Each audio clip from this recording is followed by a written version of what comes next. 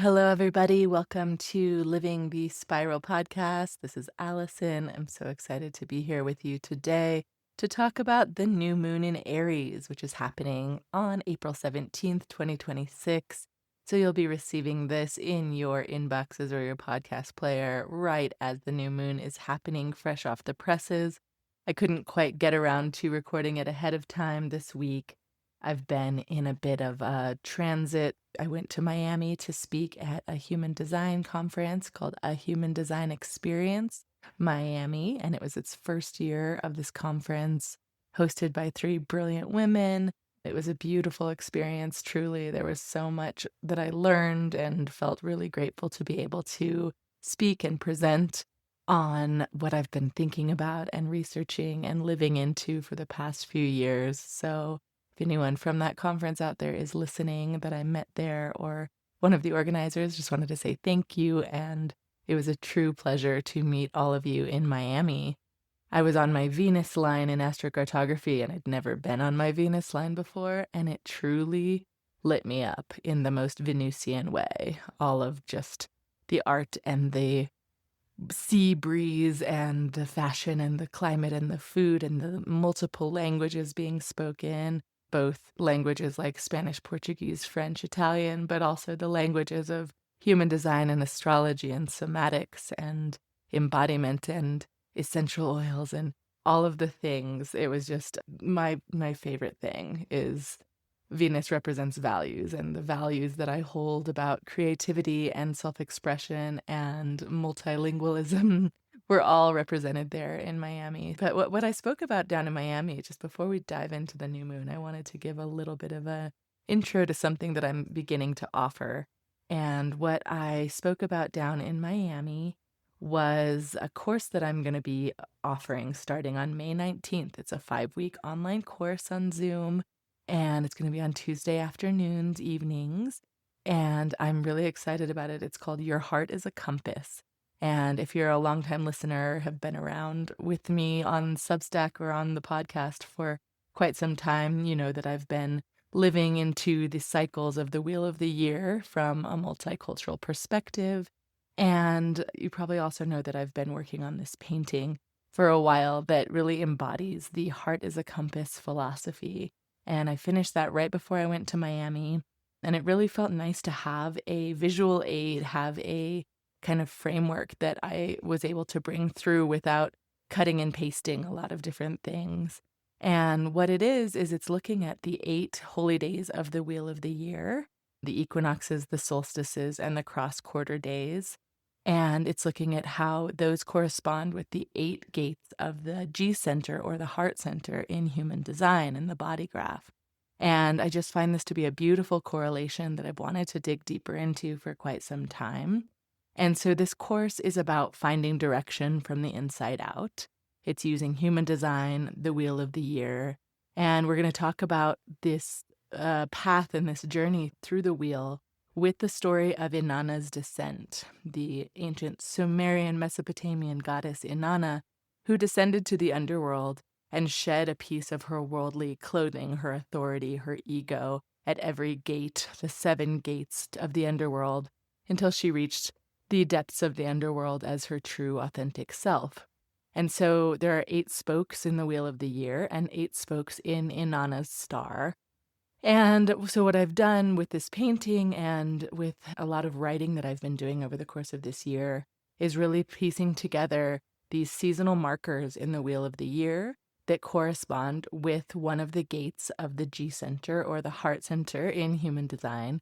And we can look at how we can shed an aspect of that energy, an aspect of that, and really also gain a gift once we have shed the egoic representations.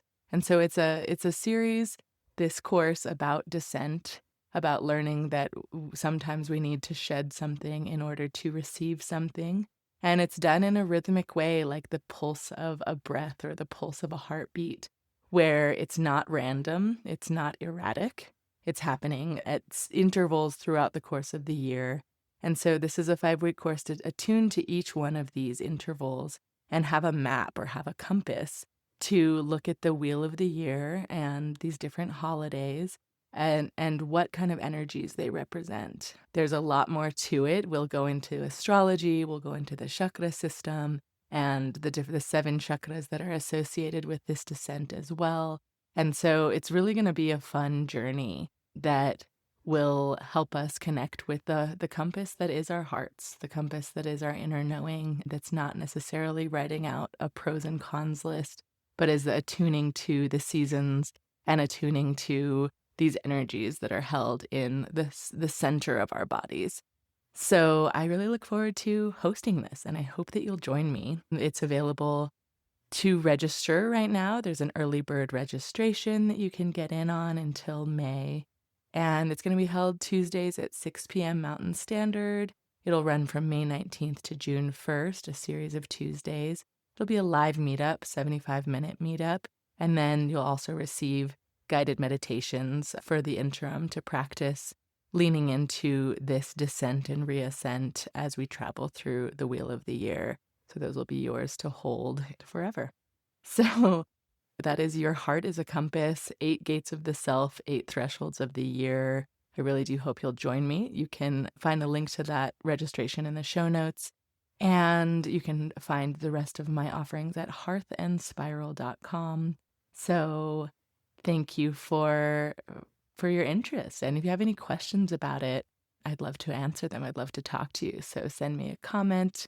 And while we're at it here, I might as well just kindly request your support by giving me a 5-star review on whatever podcast platform you're listening, or a like or a comment on the Substack if you're listening there. So today, before we get into the astrology and human design of this moment, we are in a deeply Aries moment. We're in a deeply fiery moment, and I think all of us are feeling it in our nervous systems. Everyone I've talked to is experiencing, a bit of just heat in their body or exhaustion or both. And I'm no different. I'm coming off of my Venus high, and I'm entering into a bit more of a congestion. You might be able to hear it in my voice. It might be the pollen in New Mexico that's floating around. It might be just a little bit of being run down after a whirlwind adventure in Miami and conference. But I'm definitely feeling the heat, feeling the excitement of new cycles beginning, and also the exhaustion of just so much energy in this cardinal fire sign of Aries. So today I really wanted to just start with a little bit of a grounding exercise. I've been doing this at the beginning of each of my readings that I offer. I did this in the beginning of my talk at the conference, just grounding into your space and grounding into your breath. And we're going to be doing a coherent breath practice, which is related to my Heart as a Compass material. Coherent breathing is a type of breathing that helps our hearts and our lungs and the rest of the systems in our bodies come into a resonant frequency. And it's a type of breath that is 5-second inhale in and a 5-second exhale out. And it is a breath pattern that scientists have researched with the HeartMath Institute and seen that cultures around the world, when they've done their prayers from the Om Mani Padme Hum to the rosary, praying the rosary, there is a similar breath pattern that is brought by that type of chanting and that mantra. And it all comes to this 5 seconds in, 5 seconds out, or 5.5 seconds in, 5.5 seconds out. And if that feels too long for you in this practice, then you can shorten it.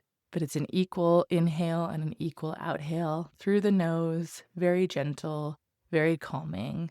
And if you're driving, you can definitely breathe along, but I recommend staying alert, of course.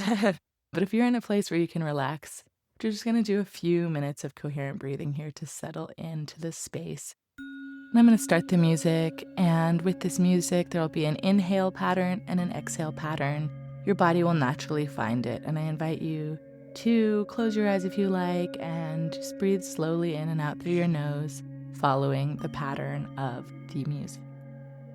I'll count you through the first few rounds, breathing in through your nose,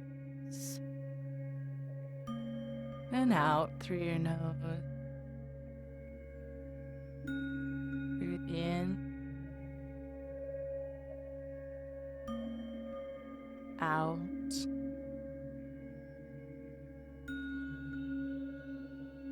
And this rhythm, as you continue to breathe in and out through your nose, know that even with a few moments of breathing, this steady wave of breath is bringing your heart, your nervous system, and your brain into synchrony with each other. And as you settle into the rhythm, bring attention to your chest, somewhere around your heart center. Aries is the first breath of the zodiac. It's the original spark, the life force that says yes before your mind can even question it. And that catalytic spark lives in your body, lives in your heart. So as you breathe, I invite you to feel a small, steady flame there in the center of your chest. And don't try to make it bigger or brighter. Just notice that it's already lit.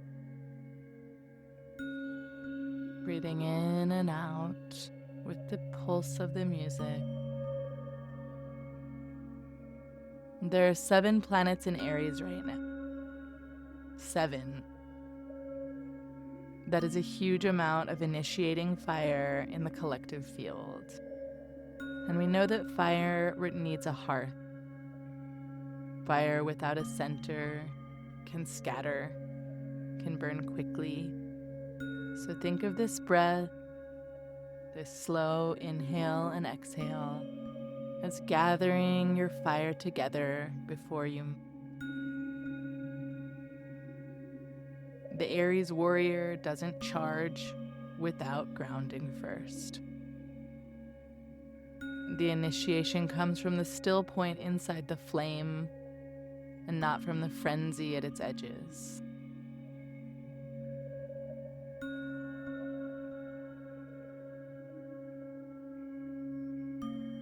5 out and 5 in. Grounding into the moment with your heart open, holding the flame steady.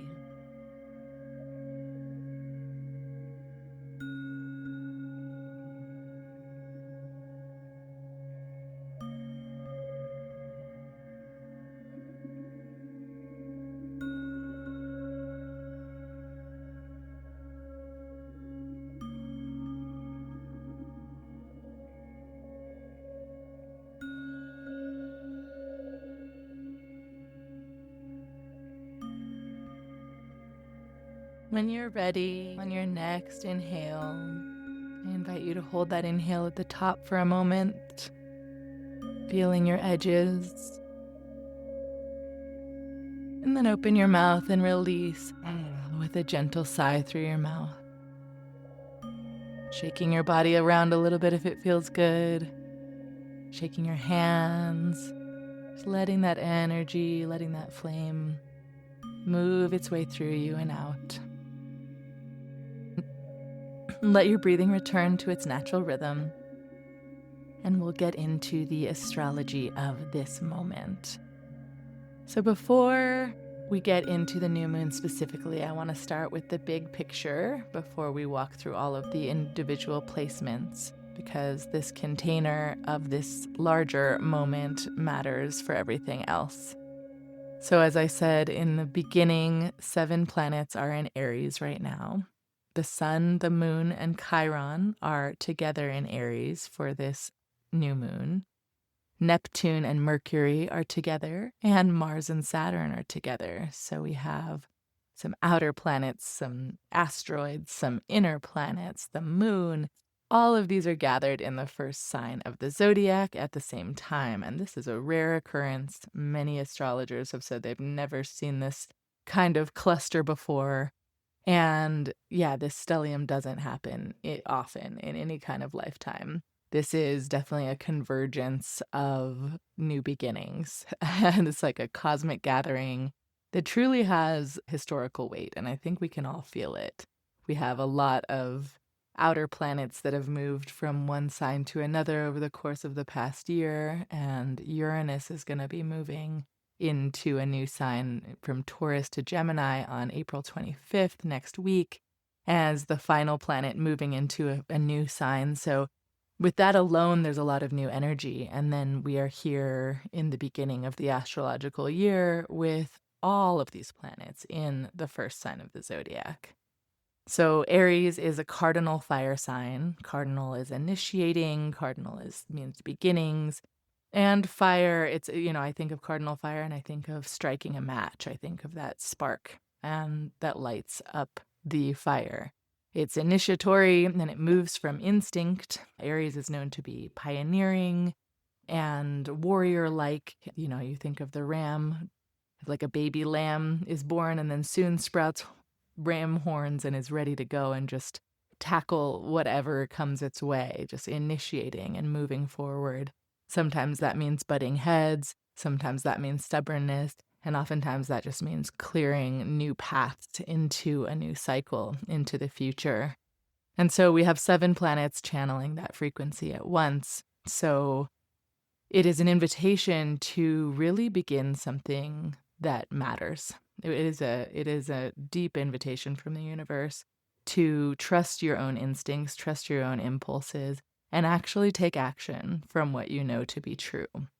That energy is loud right now, and I'm seeing a lot of people out in my field and in my sphere ready to start what matters to them. We're not in middle or ending energy right now. We're very much in new beginnings, and I have heard the most brilliant ideas coming from people about what they want to do and how they want to, approach the future. And for me, it has been so inspiring, despite the occasional overwhelm of feeling like there's literally fire in my veins. I have also felt just the deepest amount of inspiration from the individuals I've been encountering over the past couple of weeks, and just the brilliance that's coming through, the desire to do something a little bit differently, and the courage to act on it. I'm seeing people putting things out there into the world, and I'm inspired to do the same. And so inspiration feels like the name of the game here. And so that's the Aries vibe overall. Of course, every sign has its shadow, has its difficulties and its challenges. And with Aries, that would be impulsivity and impatience and a hastiness to act too soon without really thinking things through. But at the same time, that can be a gift. It can be nice to meet the world with a fresh kind of spark, a fresh energy, where we're not dwelling on the past and we're deciding it's time to just move forward into the new. And in human design, these 7 planets that are in Aries right now are sitting in just 3 gates. There are 6 gates per zodiac sign, and these planets right now are concentrated into 3 for this new moon. So these gates tell us something important about the quality of this moment, where there's not an array of, a planet in every single gate in different frequencies. We're getting this concentrated transmission through 3 very specific energies, which are gate 25, the first gate of Aries season, the gate of innocence, where Neptune is sitting and will be for a while. But Mercury has just moved into that gate, and so Mercury and Neptune are together in the gate of innocence. Then we have Saturn and Mars together in gate 17, the second gate of Aries season, and that is the gate of opinions. And then the new moon, the sun moon, and Chiron, the wounded healer asteroid, are all sitting in gate 3, which is the final gate of Aries season, the gate that transmits us into Taurus season. It's a cusp gate between Aries and Taurus, and gate 3 is known as the gate of ordering, kind of order out of chaos energy. So that's where our energies and our frequencies are living. We have the overarching Aries vibe for all of these: initiation, impulsivity, action, and then we have innocence, opinions, and making order out of chaos as the main energies that we're working with this week. So let's walk through each of them. I'll start with Neptune and Mercury in gate 25. In the I Ching, hexagram 25 is known as Wu Wang, or innocence. In the gene keys, 25 has the shadow of constriction, the gift of acceptance, and the siddhi, or transcendent energy, of universal love. And Neptune has been here for a while now. Neptune and Saturn conjoined in gate 25. And Saturn has now moved along, but Neptune is still there. And now Mercury, the planet of communication, has joined Neptune. So gate 25 is a G center gate, the heart center gate that I was talking about in my promo in the beginning for my course. Gate 25 is one of the 8 gates of this G center, which is the center of identity and love and direction. The heart as a compass really is pulling from all of these different gates, and they're the solstice, equinox, and cross-quarter gates of the wheel of the year. And so gate 25 is, I think, one of the most beautiful gates in the entire mandala of the human design and I Ching wheel. It's known as the spirit of the self in human design, and it also translates in the I Ching to without falsehood, or just simply innocence. And the trigrams that form this gate are heaven over thunder. So it's thunder rising under the vast open sky and moving freely. The way I see it, it's funny because I actually gave my deck, Mandala 64. I have a human design learning and oracle deck. And I met a card reader who pulled a couple cards from different decks and then pulled one from mine for a reading from me. And this was the card that appeared, was card 25, about innocence. And the way that they described this thunder, heaven over thunder, was like rising up above the fray. And this has come up quite a bit lately. Like heaven is, it's like you're flying in a plane and you're in this beautiful sunbeams and you're looking down at the clouds from above and you see that there's a thunderstorm that's really wreaking havoc on the city or the landscapes down below. It's crashing and it's flashing, but you are up in that plane flying above it. And so heaven over thunder is about having that universal capacity to zoom out a bit without being so locked in on a particular destination. And it's known as universal love in its siddhi frequency in the gene keys. And this is not a transactional love, but it's a love of just the natural state of being when we remember our own nature. I see it as baby lamb energy, a lamb that has just been born into Aries season after the infinite ethereal waters of Pisces, where everything is everything and all of the past cycles are converging in the sea. And then this universal love, this gate 25, springs out as the fresh sprout into the new cycle and remembers what it's like to be connected to everything, but is its own individual incarnation of that everythingness. So it's a beautiful gate, and Neptune and Mercury being here brings a specific type of energy.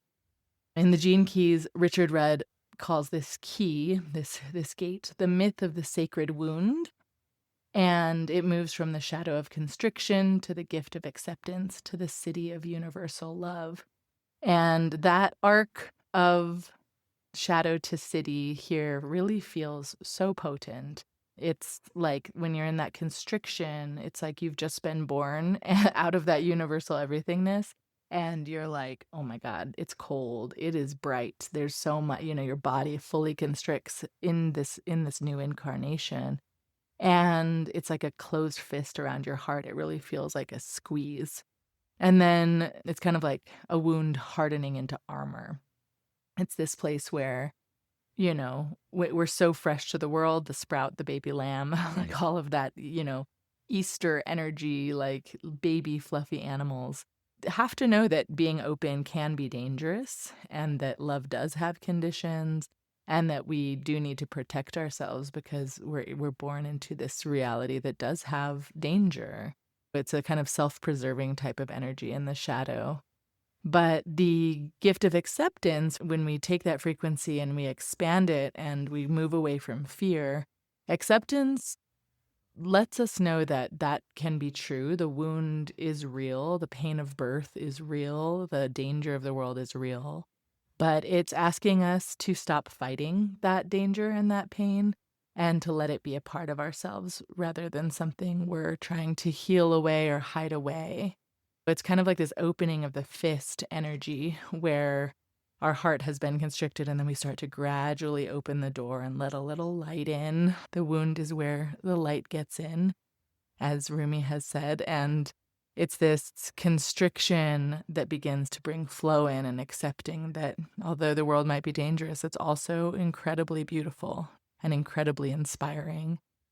That's very much where I'm feeling right now. Neptune transits tend to be like the collective energy, the collective dreams of all of humanity at any given moment.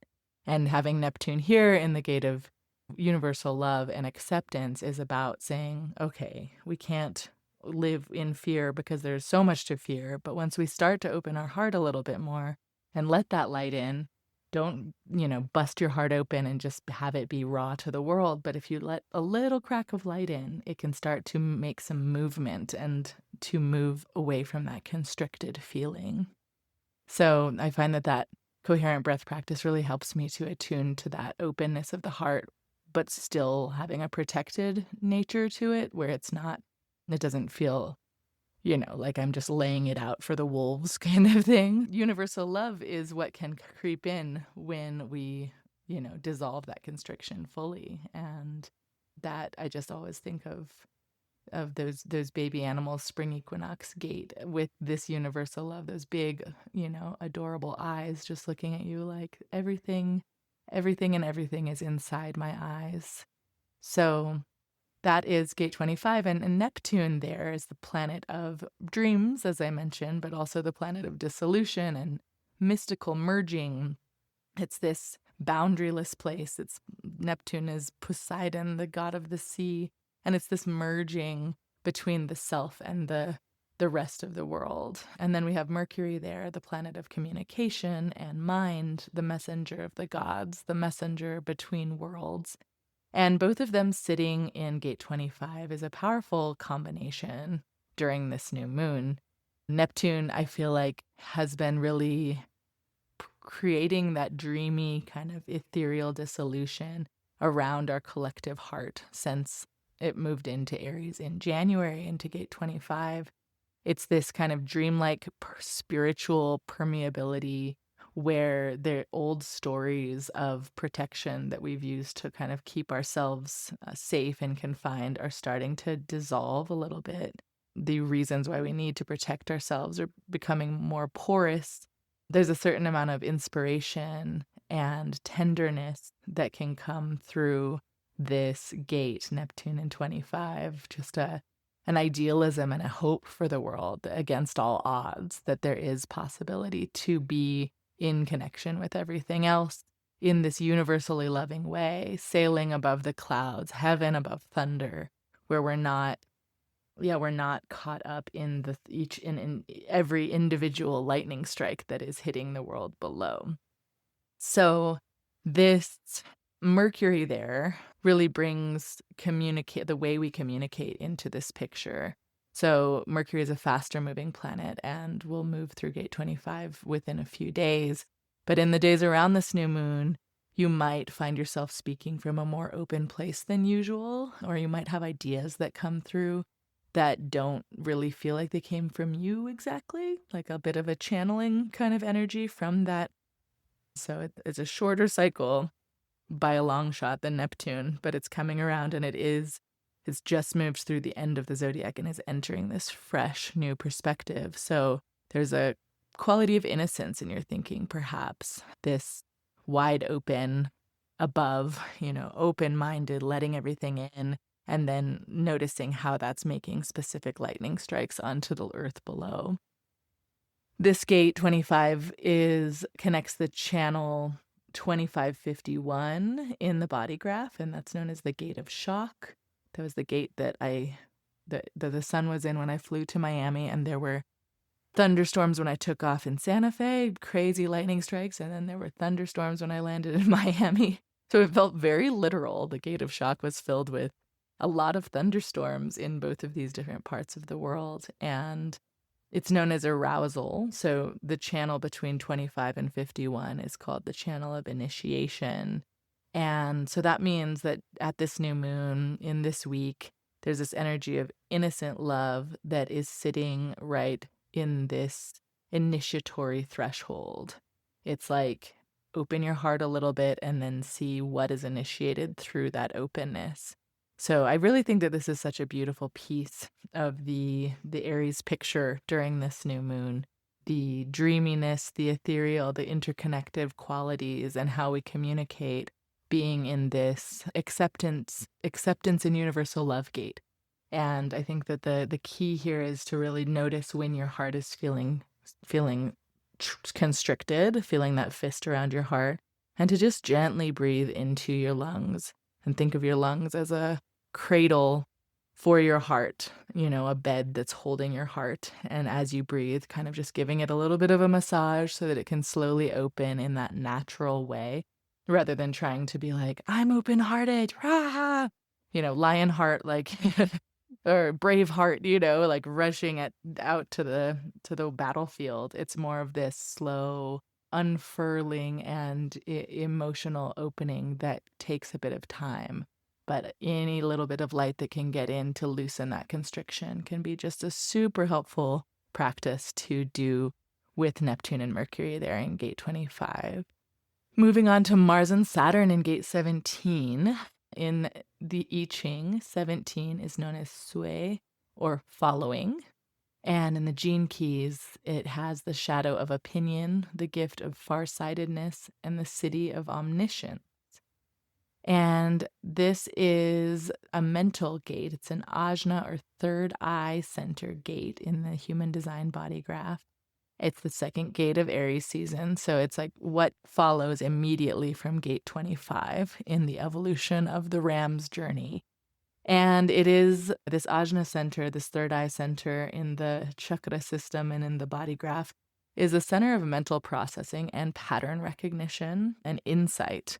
And in human design, gate 17 is known as opinions, the gate of opinions, or following. And it has the image of lake over thunder in the I Ching. So if we think about lake over thunder, this image, the lake is still and reflective on the surface, and then there's that thunder moving beneath it. We're in the season of thunder. So every lower trigram is going to be thunder, thunderous Aries energy. I really do see Aries. It's like Aries into mid-Taurus season is thunder. It's like the new beginnings, like things are moving and blossoms are blooming and things are shaking, changing shape, changing form. And so the thunder is always there, but lake on top in this gate 17 is about reflectivity, about reflection and attunement to the larger current, the larger reflections, so that you can kind of have that sense of distilled peace when we're looking at the thunder. So we're moving from the heart openness to more of an open mind, an open third eye. And this is known as the eye in the gene keys. Richard Rudd calls this gate or this key the eye. And it's moving from opinion to farsightedness to omniscience in this spectrum of the gene keys. And Mars and Saturn, these two, what are known as malefic planets in traditional astrology, planets that have a bit of a hard edge or bring some need for discipline or structure or action to the picture. It's not really flowy type of planetary energy. So Mars and Saturn are meeting exact on April 19th in this gate, 2 days after the new moon, but they are going to be within the same gate on the new moon itself. And so we'll talk about what this means to have these two pretty potent energies. If you follow astrology, other astrologers or human design guides, I'm sure there's a lot out there about this day being really intense. Saturn is the god of time, the lord of time and boundaries and karma and discipline. And Mars is the warrior. Mars is the action-oriented Aries in Greek myth, just going out and taking what's his kind of energy. And so when those two come together, it has a warlike quality to it, and we are in war. And so there's a lot of speculation and prediction, and I tend not to try to predict too much. I think that there's vast potential within this and how it can show up for different people. We'll talk about gate 17 in general. The shadow of it is that the mind mistakes perspective for the truth. The opinion of the shadow is like this closed loop where there's You form an opinion and you're certain of yourself, and you can't take any more new information in without feeling threatened. And right now we can see this playing out in the collective in obvious ways. There's a lot of defensiveness in the comment sections. There's a lot going on where people are clinging, deeply clinging to what they think to be true. And with so much uncertainty, it feels safer to cling on to a closed system of thought. This can show up in, the stories we tell ourselves about what is even possible. And it can show up in these frameworks where we've stopped questioning what's possible because we've built our identity around a specific framework, a specific set of opinions. So the gift of farsightedness, again, expanding that like glowing energy. We did it with the heart in Gate 25, where you kind of let the light in one little crack at a time. But we can do that with our ajna, like imagining your third eye, where, it can feel constricted as well when you're focused so much on a certain opinion and a specific truth without allowing any new information or perspectives to flow through. It can start to feel like you're furrowing your brow a little bit. You're getting like feeling that fist around your third eye. And so in order to transcend from that shadow level into what is the gift of this same energy is to just, again, release that grip around your third eye, unfurrow your brow. You can do it now if you want, but just, you close your eyes. And I'm even, as I speak, I'm putting my finger and my thumb, my middle finger and my thumb kind of in my middle bridge of my nose and then stretching the skin out over my eyebrows with each finger, kind of just moving that energy upward and outward from my third eye, rather than allowing that furrowing to take hold. And so when we do that, when we allow more energy, more openness to that third eye center, the mind loses its grip a little bit on opinions and can see a larger pattern. And this is the gift of farsightedness, which is kind of like this eagle's eye view where we can zoom up enough, again, over the thunderous clouds to this reflective lake and see the vast landscape all at once and look at a broader perspective beyond our own conclusions that come from our own very personal life experiences. And then once we do that and we let a little light into that third eye, we can zoom out even further to the global awareness of omniscience, which is like this arrival of fresh perspective when we can see through into the nature of things by being outside of the world, just zooming far, far up and looking all the way out. And the third eye is a great place to do this, to attune to this larger picture. And it's something that with Mars and Saturn there's going to be a propensity to fixate on opinions, on who's right and who's wrong. And of course, our opinions matter. It's important to share our voices. But with Mars and Saturn there, it's sharing our voices in this specific time with this conjunction can feel aggressive and can feel too rigid compared to what is actually true. So it's definitely the most complex and demanding piece of this whole new moon picture, this whole Aries new moon picture. So I'll spend a little time with Mars and Saturn before we get into the beautiful new moon conjunct Chiron. So much happening in Aries. So when we think about Mars, close your eyes and think about Mars for a moment. Like, what do you think of? The red planet, fire and willpower, and like the gladiator kind of energy is what I see. And it is, I've traveled to my Mars line in astrocartography several times, and I always have like a lot more energy and excitement and vigor. It's definitely a vigorous energy. It's not all bad. But then there's also just like this kind of heat and tendency to get into accidents, moving a little too fast. And so there's that initiatory energy charging ahead. And then meeting up with Saturn. Saturn is structure and discipline and time and boundaries. Saturn was the planet that was the outer reaches of the known solar system for most of human history, when all of these systems were being derived and invented and channeled in. And all the outer planets of Neptune and Uranus and Pluto and the asteroids were not seen by the naked eye. So Saturn was like the edge of the universe. And that's how that Saturn energies continues to show up, is like also when Saturn was the Lord Daddy of time. That was during earlier human history when humans didn't live as long as they currently do.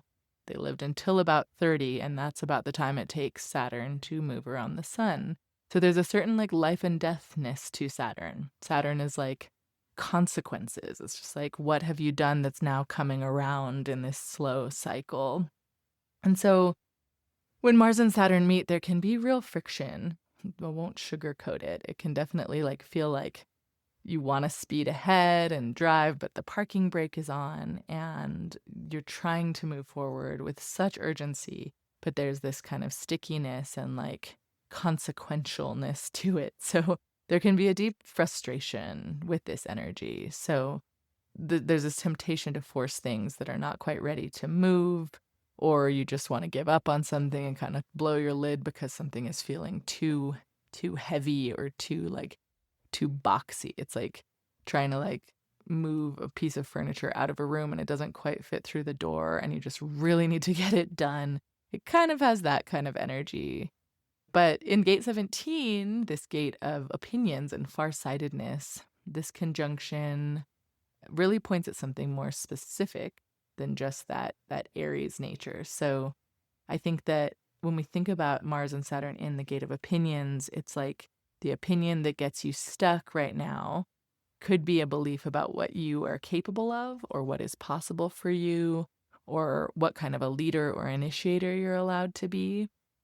Saturn says you need to look from like what framework that you're operating from, what kind of structure do you have? And then Mars is saying like, let's just go. Like I need to act from this belief.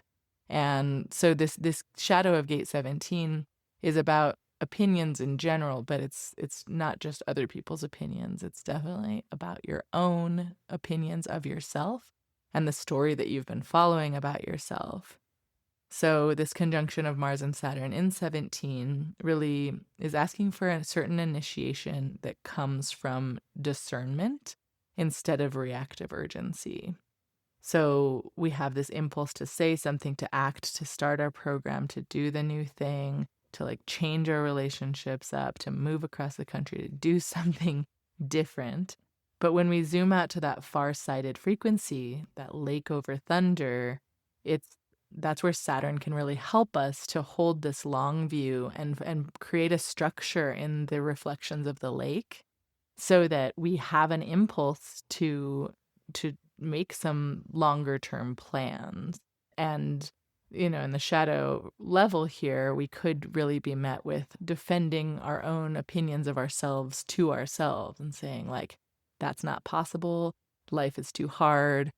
Kind of victim mentality where it's like, I can't really break through the thunder. I can't really break through the storm clouds and get up to that lake because this is like what life has shown me.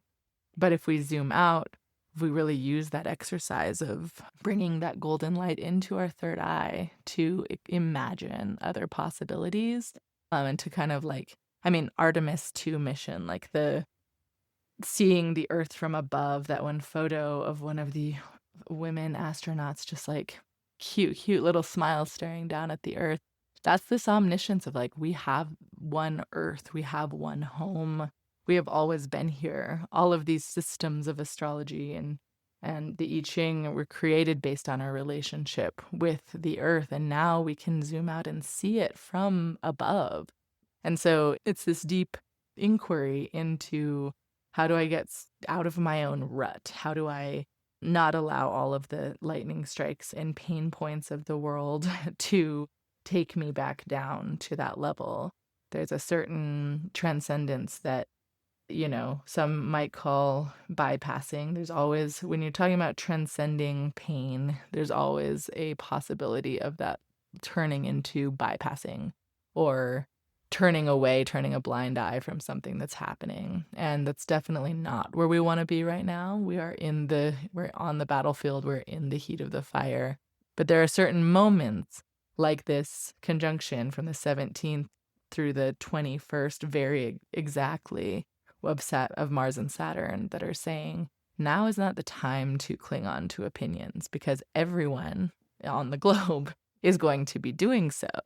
And so if you can take the high road in this particular moment and zoom out a little bit to hear different perspectives, to accumulate different opinions, it will be in your best interest to do so and to allow new information in about yourself and what is possible for you, because Aries is the sign of the self, the first house ruler. It's like I am is the little quote for Aries. And so when you're thinking about who you are and how you fit into this larger picture, think of yourself as like the having a God view, and then you're also in your body and you can be both. So whatever you're building at this new moon and during this Saturn Mars conjunction in Aries, know that these planets have not been conjunct in Aries like this for about 30 years. And so this is a new opportunity. And whatever you are building at this new moon, if it's connected to your voice or your perspective or your selfhood or the way you share what you know, this conjunction is really asking you to start it with your full spine in it. And all of those negative, like, I can't, I won't, I shouldn't kind of voices that are coming in, all those opinions from like your old teachers, from your grandma, from your best friend when they were mad at you, from that mean kid on the playground. All of those opinions, like, zoom up above them. Let those go. Recognize what is yours and what is theirs. And welcome in new perspectives, but know that take them all with a grain of salt. There are lots of different opinions. And so you can let go that during this Mars-Saturn conjunction, hopefully a little bit of old opinions, because we are in this fresh start, this first sign of Aries, and let something new in, to let the new light come in, because we are, we're in a brand new cycle, and there are new perspectives to be integrated in. So the last thing I want to talk about is the new moon, which I thought maybe I should talk about first because it's a new moon episode and I do full on new moon episodes. But I thought these other things leading up, Neptune, Mercury in the gate of universal love and innocence, and Saturn, Mars right there in the gate of opinions. Those are kind of like laying the land for this new moon that's happening in gate 3, the last gate of Aries season. And this is an Aries new moon that is conjunct Chiron, the wounded healer. And it's on my midheaven, a little personal take. So that's going to be interesting. We'll see how this all plays out. If you have your sun in gate 3, or if you have your moon in gate 3, if you have another planet in gate 3, or any of these gates that I've been talking about, these energies will affect you in a different way, in a more personal way. There's the universal energies, and then there's how they hit your birth chart. And I do readings about transits and how they hit your chart in both astrological and human design I Ching terminology. So Hearth and Spiral is where you can find my different reading types. And anyway, we have for everyone Sun, Moon, and Chiron, the wounded healer, all in gate 3. This is in the sacral center in the human design body graph, which is the center of life force and creative response and like just generative power, like power that you can create from your own body. And gate 3, I love. Gate 3 is one of my favorite gates in the entire mandala because it is my midheaven. Midheaven is just like, your top of your chart, kind of like how you are seen up in the light of day. And it's opposite my Pluto, which is on my IC down at the very bottom, the roots of my chart. So there's a very transformative energy for gate 3. In human design, it's known as the gate of ordering or mutation. And in the I Ching, it's called Chun, which translates to difficulty at the beginning. And the trigrams that come together to form the hexagram here is water over thunder. where the thunder below is, moving around, trying to kind of like make its way, the burst forth, and then there's like this heavy water above where nothing is truly flowing freely, like the water above the thunder is kind of holding that free-flowing energy down. In the I Ching and in Chinese medicine in general, like water it's a heavy winter type of element where there's a certain amount of, this is about kind of like recognizing how difficult it is for something to break through when there is a lot of weight from past cycles on top of that. In the I Ching, this hexagram kind of has an image of a blade of grass pushing up through frozen ground where it doesn't know what it's going to become. It just knows it has to push through and it has to grow and that there's something waiting on the other side.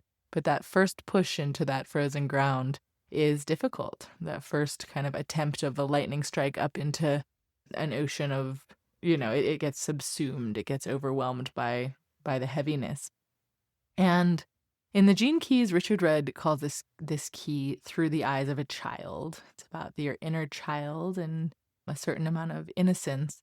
It moves from chaos as the shadow to the gift of innovation and the siddhi of innocence, which is super interesting because the siddhi, this like transcendent, effervescent level of this energy in gate 3, is the same word as the name of the gate 25, which is innocence. It's the same as the shadow of the gene key 25. So that innocence, we're kind of making a full circle within Aries season. Gate 25, where Neptune and Mercury are, this innocent, like baby lamb, big googly eyes kind of energy of just like, I am fresh to the world. And then the last gate of Aries season has this siddhi of innocence, which is more about this like wise innocence, like kind of like how an elder, a grandparent has a certain innocence to them as well. But it's interesting that these two gates are in conversation with each other at this new moon, where we have universal innocent love in gate 25 with Neptune and Mercury, and then kind of more of like an innocent creative trust in potential in gate 3. And so the first and last gates of Aries are activated here, mirroring each other with these two different faces of this same frequency. So at the shadow frequency, where this new moon is, gate 3, there's a chaotic nature to the shadow. Everything might feel like chaos.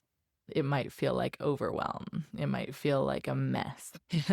I definitely know a lot of people right now, myself included, in more ways than one, that the mess is like out of hand. Like I woke up this morning and I knew I should just like do my breathing and drink my coffee and just like ease into the day. But I instantly grabbed a dish rag and started like taking everything off the counters and was like, I need to clean the kitchen counters so that they are sparkling.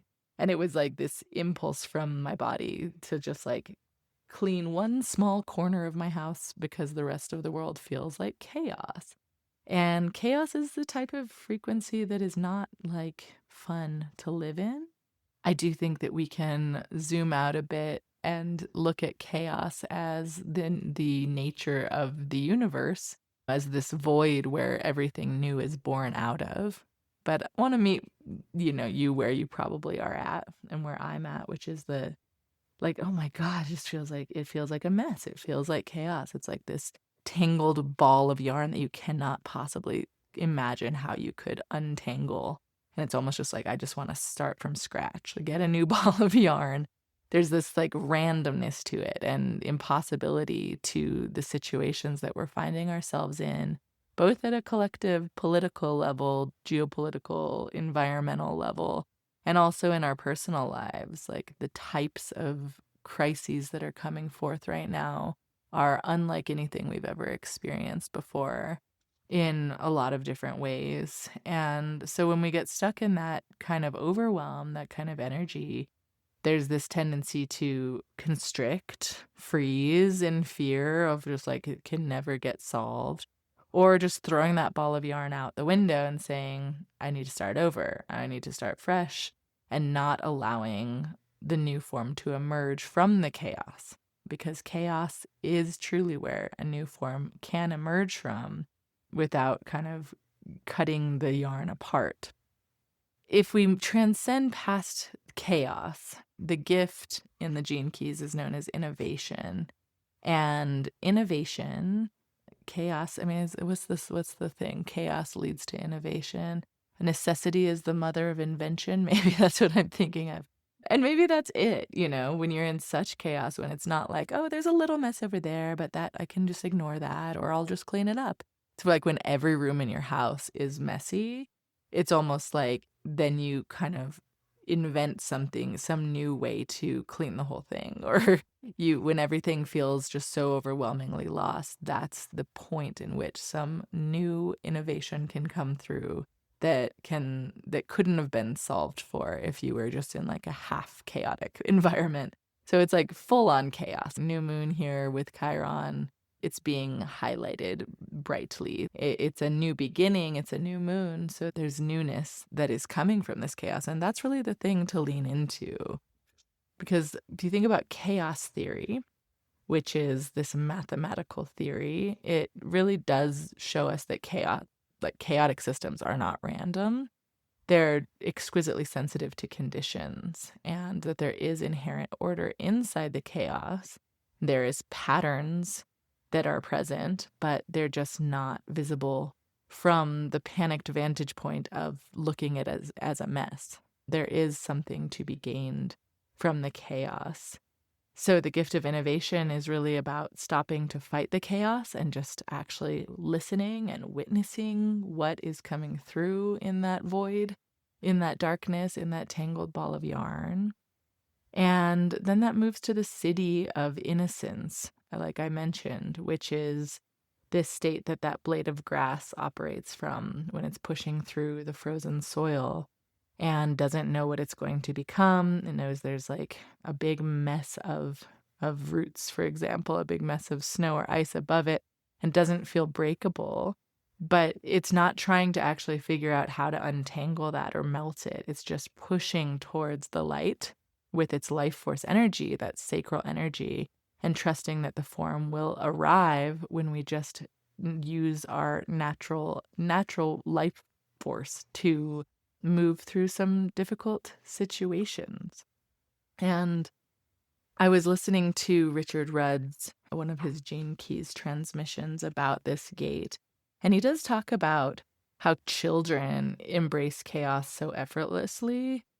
If you have a niece or a nephew or a child of your own or just a child in your life, this new moon is a great time to spend time with them and watch and play with them, or watch them play and see how the innovation that's coming from their spirit of youthful play, there's always innovation in play. And kids embrace chaos so effortlessly. They don't tend to notice a mess as much as an adult does, who's trying to put boundaries and put everything in its right place. There's like, my daughter will play and the whole house will be like, I'll be just like, oh my God. I'll zoom out to my adult mind and be like, this needs to get cleaned up like immediately because for my own sanity, so I don't have to add it onto my to-do list as another thing that I need to clean up. But for her, it's like that mess is a play space where that's the mermaid kingdom over there, and under the table is the axolotl palace, and then over there is, I actually came back from Miami and the whole living room was like a series of different messes, aka worlds. And one of the worlds was the circle of wisdom in the middle of the room. It was this blanket that had eyes on it, and it was like this circle of wisdom. And then I got to see, like, behind my easel was set up this whole like pixie wonderland. And she didn't want me to move them because for her they were worlds where new realities were emerging. And for me, it looked like chaos. It really did. It was like so many different toys. And I wasn't mad about it. I was like, this is great that that's what happened when I was out of town. But now it's time to clean it up, And it's like, maybe not. Maybe I have actually let them stay for a few days and I want to. I'm now trying to tap into this innovation that can come out of allowing a play space, like a sandbox, to exist in its mess just long enough for like the new world to emerge. And I just think that that's so beautiful. Richard Rudd talked about that, who's the author of the Gene Keys. In his transmission, he said that he has this nice, beautiful table in his kitchen. It's like the gathering place of their family, and he loves to walk in and see the wood of the beautiful table and just see the cleanliness of the room. He's like, nature abhors a vacuum, and life needs to expand and experiment. And so when his kids, he has 3 kids, and when they come in the room, instantly they open up cupboards and the whole table is covered with the mess, with the chaos, and with the play and the toys and the innovation. And there's something about this new moon that's really highlighting that play nature and that innovation that comes through it, to embrace the change that can only be in the mess sometimes. And it's like entering the chaos and not clinging to something being perfect. Richard Rudd, I've taken a few notes here because I really liked what he was saying about this gate. He says that, it's known as difficulty at the beginning because we naturally cling to what's familiar. We have habits and routines, and he calls these anchor points, that our lives are surrounded by anchor points, and we anchor to those that we love. We anchor to our habits, our patterns, our routines, our spaces. And the question that he asks is, can we love those closest to us without clinging to them? Like, how does it feel to unanchor ourselves from illusions of stability and reveal what is true, what kind of it's this freedom and this universal love, this innocent feeling of being one into yourself, and not tying yourself into all of these different parts of that ball of yarn that then need to be untangled, but just kind of releasing and dissolving. He says that unconditional love dissolves the clinging as this love field emerges, and that, when we're threatened by losing one of our anchor points, one of these people or places or things that we feel stable in, if we're threatened by a loss of that, it reveals the chaos that was already there underneath. There's this deep and hidden fear beneath the surface of losing some of that stability. And that's why chaos can feel so uncomfortable, is that it feels like you can't really tap into those anchor points. And he says the third shadow tries to create another anchor before the old one goes away. We're always trying to anchor in, but unless we go within and realize that it's really our fear of chaos that's making us cling to situations. And that relates to that gate of opinions, that Mars-Saturn in opinions too, because those are about clinging to opinions that are maybe no longer serving us. And so a big theme all around with this new moon energy is about letting a little bit of a new perspective in, slowly titrating it, letting the light into your heart, into your third eye, into your sacral center, and letting that energy kind of slowly unfurl. My friend Lily the other day used this as like the magic of this week, and I keep coming back to it because there's an unfurling that happens when you don't cling on so tightly or have that constrictive kind of energy around your heart that feels like you have to brace with your ram horns against the fight. Like, I'm ready to brace. It's like nothing good will come of that bracing. Movement of your emotions, movement of your curiosities is where we need to go this week, truly. One other quote I wanted to read about this new moon as it relates to gate 3. The third siddhi is the beautiful wise innocence, the innocence that we've come full circle, and that we can hold that sense of universal love even when we know better, even when we know more. And Richard Rudd was listening to a physicist who said that our universe most likely came out of another universe. And he says, all it would take is a single proton escaping the event horizon of one universe and entering into the deep void. That single proton, when faced with the immensity of that nothingness, would just delight in its own expansion, so much that it would give birth to another universe.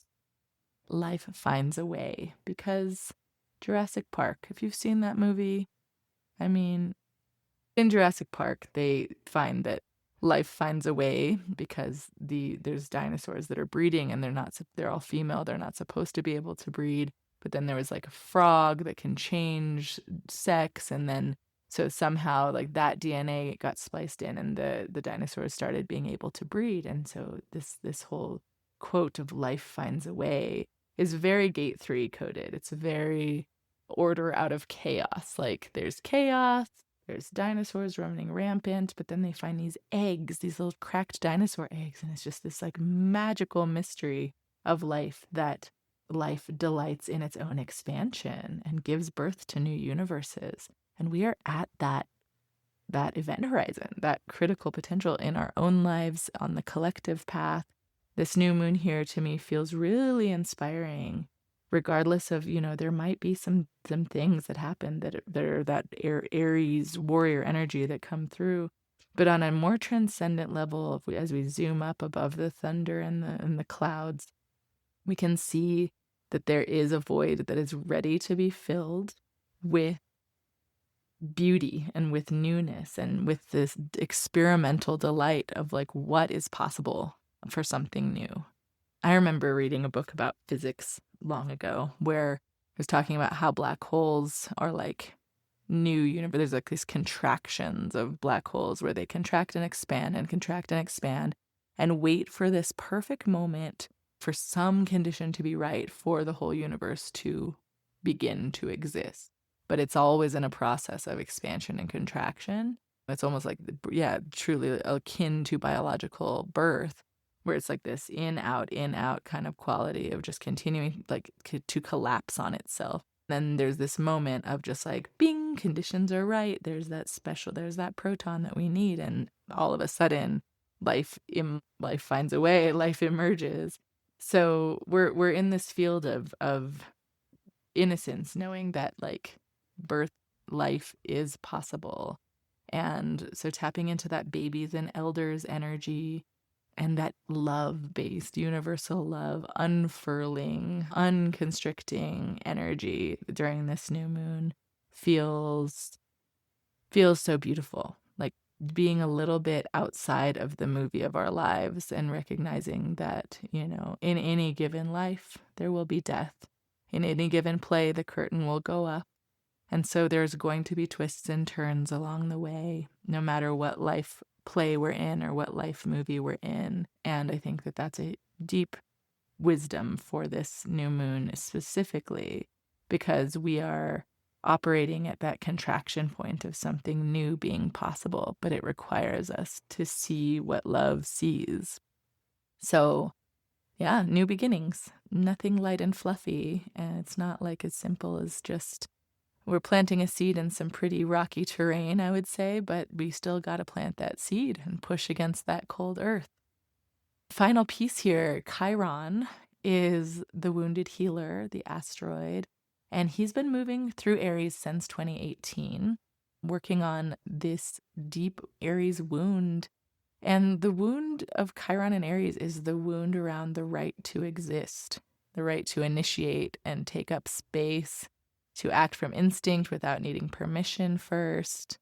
So Chiron has traveled through all these gates of Aries for the past several years, and just asking about where we learned that our new beginnings weren't allowed, where we learned about our impulses having danger to them, where we learned about our too muchness, about being perfect, about being ready enough or safe enough to make the next step.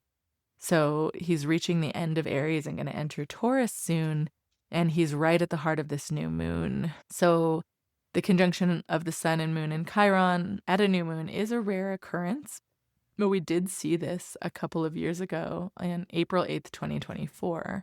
There was the Great American Solar Eclipse as that new moon 2 years ago. And if you've been following me for a while, I wrote about that at the time for the Astrologers Co-op. I was part of this project of a lot of wonderful astrologers writing about the decans of the zodiac. And I wrote kind of this extra bonus article for the American Solar Eclipse, the conjunct Chiron. I'm really excited, as just a side note, to be starting to do a lot more interviews. I have them lined up. and I'm calling them Living the Spiral Magicians. Living the Spiral : Magicians. It's like a subset of this podcast where I'm interviewing magical people about the magic they're bringing into the world and how it relates to the cyclical path of life. And so I interviewed Krista and talked to her about Uranus opposition and Uranus entering Gemini. So stay tuned for that episode. It was really fun to talk to her. And I went back and saw that it was about the Great American Solar Eclipse. And that eclipse was powerful. It went straight across the US.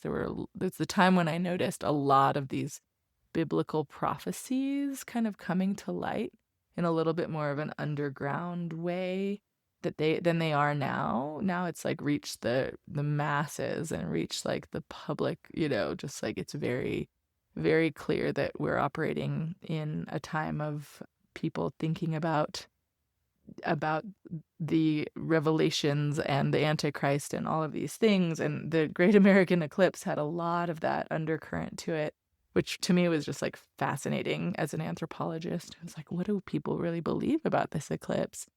You can read that article if you like. There's no eclipse this time. There's no light being obscured, but we are here again with a new moon conjunct Chiron in the same sign of Aries. And I think that there's a big difference here between the eclipse that happened 2 years ago. I feel like the eclipse definitely broke something open, and then this new moon today, as I'm recording, is really asking what it is that you want to plant in what broke open a couple of years ago. So think back to April 2024. There might have been something kind of ripped out at the root or cracked at the foundation, and in that place, there is now a void. There is now a space that has opened, and it might look like chaos. It might look like a mess that can never be solved. But I do think that Chiron here is not telling you that this is a wound getting sand rubbed into it, but it's actually the wound where the light gets in. It's this energy that I've been speaking to about allowing a little crack of earth, a little crack into your energy spheres where that light can get in and begin to expand something new. There's new soil there. So it might feel difficult at the beginning because the chaos is there, but it can actually feel really good to know that the order can come out of chaos. So one other thing to mention is that Eris is in the mix. The dwarf planet Eris is also tightly conjunct the Sun, Moon, and Chiron in Gate 3. I don't go too much into dwarf planets or asteroids beyond Chiron most of the time, but since it's so close here, I'll talk about it. Eris is associated with the goddess of discord. She was left off the guest list, and her excluded presence lit the fuse of the Trojan War. So she's connected to an impulse to disrupt false harmony by revealing what was already there, but not being acknowledged beneath the surface. So she doesn't create chaos, but she, in the gate of chaos, those words ring true. I feel like she reveals the chaos that was already underneath the polished surface. So I don't think that this new moon will feel easy by any means. We have a lot going on here, as you can tell. But I do think that if we lean into the fact that sometimes we have to reveal the fullness of the mess, it's like you clean your room and then you open the closet and then all of your clothes and toys spill out of the closet and you're like, oh man, I wish I had known that in the first place. So this is this energy of having everything, the fullness of the mess, the fullness of the chaos and the void be revealed so that it can be tended to and created as a space for a new seed to be planted. It's about naming what's underneath and beginning what's truly new by not holding on and clinging to the things that we think are going to keep us safe, but really saying that I'm ready to release into this void. There are new universes possible, and there might be a little bit of difficulty at the beginning. It's just built into the language here. But the difficulty isn't a sign that you're doing it wrong or that you should turn backwards. It's just the nature of this moment. So To weave this whole picture together, just once again as a little recap of this beautiful, beautiful, intense, chaotic, and innocent new moon in Aries. We have Neptune and Mercury in gate 25, heaven over thunder. This is the heart dissolving its armor, or the mind moving through innocent perception, the baby lamb's giant eyes. And the shadow of constriction here can soften into the gift of acceptance when we let that love into our heart, when we let just a little light into our heart, because we appreciate that. Then we have Mars and Saturn in gate 17, lake over thunder, the gate of opinions.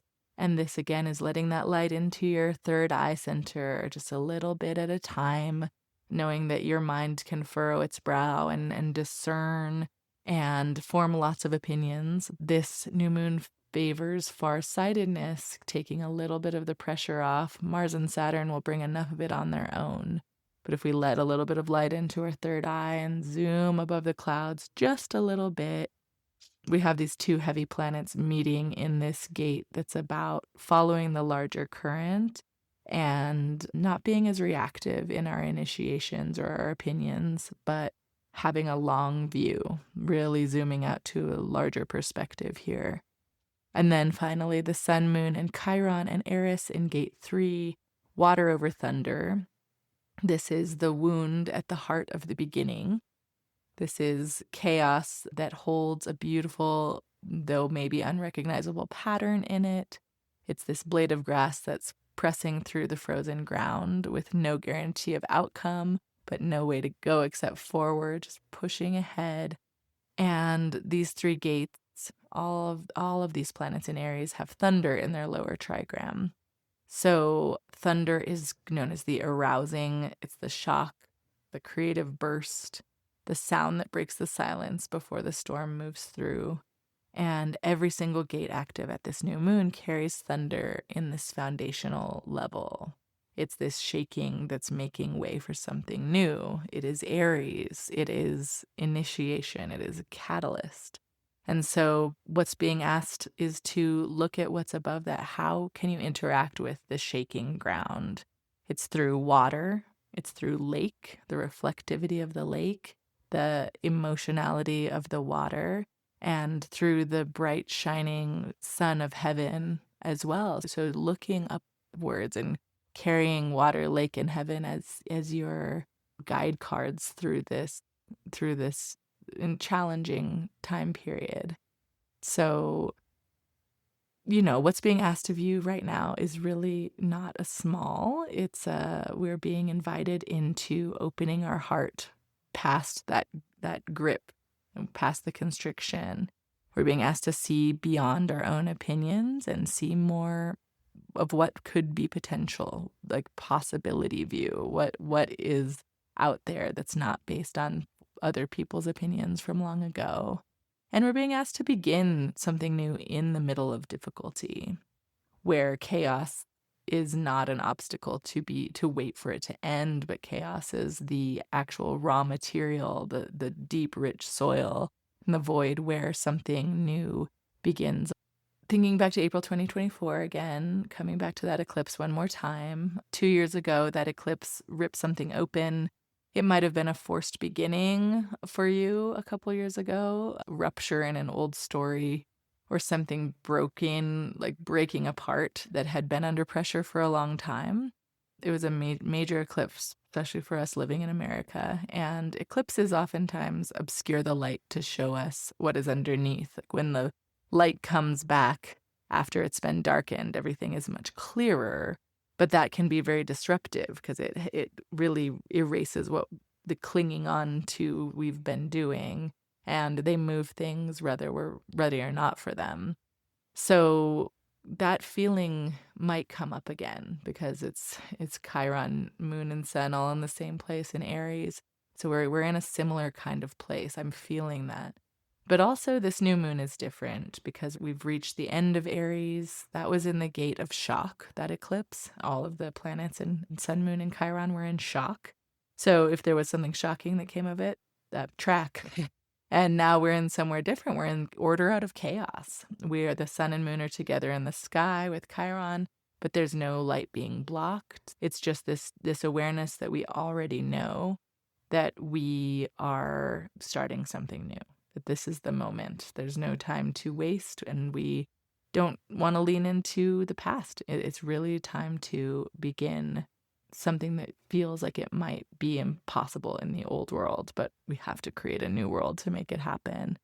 And so this is a moment here to intentionally seed what that eclipse broke open in you, whatever chaos and shock ensued for the past couple of years, whatever wound was revealed that has felt like you can't quite heal it. This might be more of the Chironic healing energy. Chiron had a wound that would not heal, but he healed it through being of service to other people and through teaching others and through being a guide.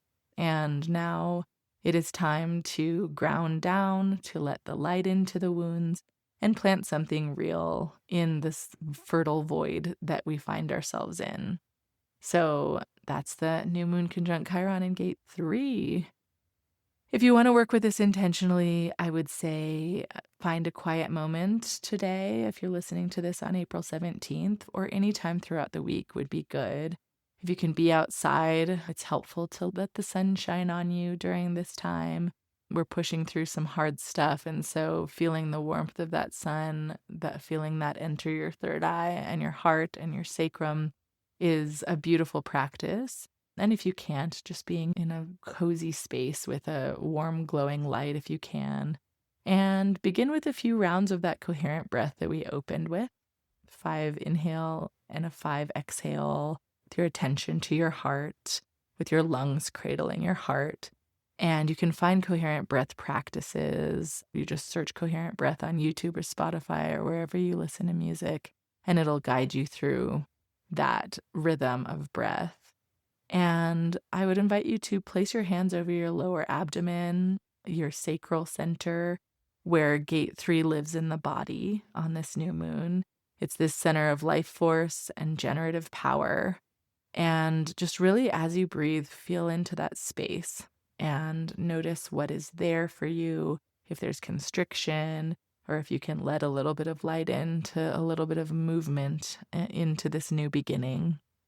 And think about one thing you want to begin, or one thing that you've been trying to begin that keeps feeling stuck or too chaotic or just impossible for one reason or another. And as you hold your sacrum, as you hold onto your lower abdomen, let that full difficulty be there. Feel into the difficulty of this moment, and don't try to solve for it or strategize around it or use your mental tricks to tell yourself that you're right, it is impossible. Just let the feeling of the difficulty be there. And then ask yourself about what the seed is that's underneath the chaos. What kind of spark in the dark, or what kind of seed in the rich soil, what kind of proton that is escaped another universe and into the void is going to start a new universe. What is that little spark that is an innocent little spark? It might not have proof, but it has gumption, it has willpower, it has sacral life force energy. And just bring that into your awareness. You don't need to know exactly what the answer to it is, but tapping into gate 3 on this new moon says that the knowing is really coming from being present with the difficulty and immersed in the chaos for a moment. And so you can be there and with your heart, with your third eye, and with your sacral as you breathe, and just let in the feeling that the void is not a mess. The void is an opportunity. The void is a rich, fertile soil for a new beginning. So I invite you to try that practice and write down what comes up for you if you want to begin. Just one simple sentence, a seed or a word about your gate 3 intention for this next lunar cycle. It doesn't have to be a big strategic plan. It's really just that single seed that's coming through right now. So thank you all for being here with me as I ramble and go off about this new moon in Aries, sun, moon, and Chiron in gate 3, difficulty at the beginning, shadow chaos, gift innovation, siddhi innocence, Neptune and Mercury in gate 25, with constriction moving to acceptance and universal love, and Mars and Saturn, the heavy hitters of this moon in gate 17, that are about releasing other people's shadow opinions and tapping into farsightedness and structuring that omniscient view into something that serves you. Give yourself some grace, as I will always say. Recognize that everybody's having a difficult time in these new beginnings of uncertainty. So give other people out on the street who are road raging a little grace too. Be safe, but just recognize that everybody's going through it right now. And the beginning is difficult. A new beginning is difficult. We are in a process of grieving while also having to start fresh at the exact same time. And that can be incredibly exhausting. Burning the candle at both ends, as they say. I'm definitely feeling that, the drip, drip, drip of the candle coming in towards the middle. So rest if you can, truly rest. Give yourself a little bit of a break. And there will be continued energy to seize the day with tomorrow as well. So know that the chaos is the beginning and the wound is the soil, that gate 3 is not about naivete, but it's trusting that all living things grow towards light. So dare to begin with the open heart of gate 25 and the far-sighted discernment of gate 17. And even when it feels difficult, know that that will not last forever. So I'll be back soon for the full moon next month, but also starting to launch a few more of these magicians, living the spiral magicians episodes soon, starting with a Uranus episode about the Uranus opposition and the ingress from Uranus and Taurus into Gemini with Krista of Practical Astros. And if you're listening, just thank you for being here. Truly, truly, deeply. If you've made it this far, I deeply appreciate all of you who are on along this ride with me as I speak into the void and speak new beginnings into this microphone in a dark room. Just knowing that I'm reaching some people with my voice and starting some conversations feels really beautiful for me. So I always love to hear from you. Please send me a message, an email, a comment. Let me know if this landed for you, and I would genuinely love to hear about it. You can find me on Instagram at Hearth and Spiral or on Substack at livingthespiral.com, where there's always bonus content. I'm writing about each one of the 64 gates of the human design mandala based on the I Ching as the sun transits through them through the course of the year. So I invite you to just subscribe to Living the Spiral and join me for that ride.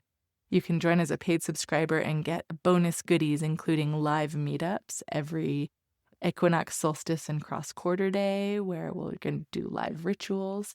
And the next one is going to be for May Day.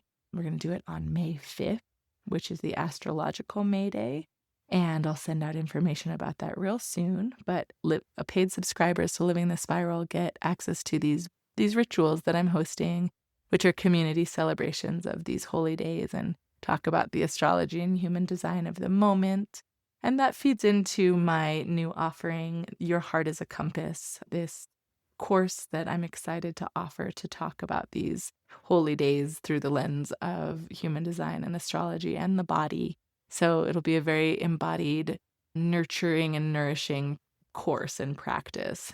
There'll be some heady information, but plenty of guided meditations and opportunities to attune to our bodies throughout the course of the Wheel of the Year. So check it out. Link in the show notes. Thank you for being here and take good care of yourself and each other. I'll see you soon.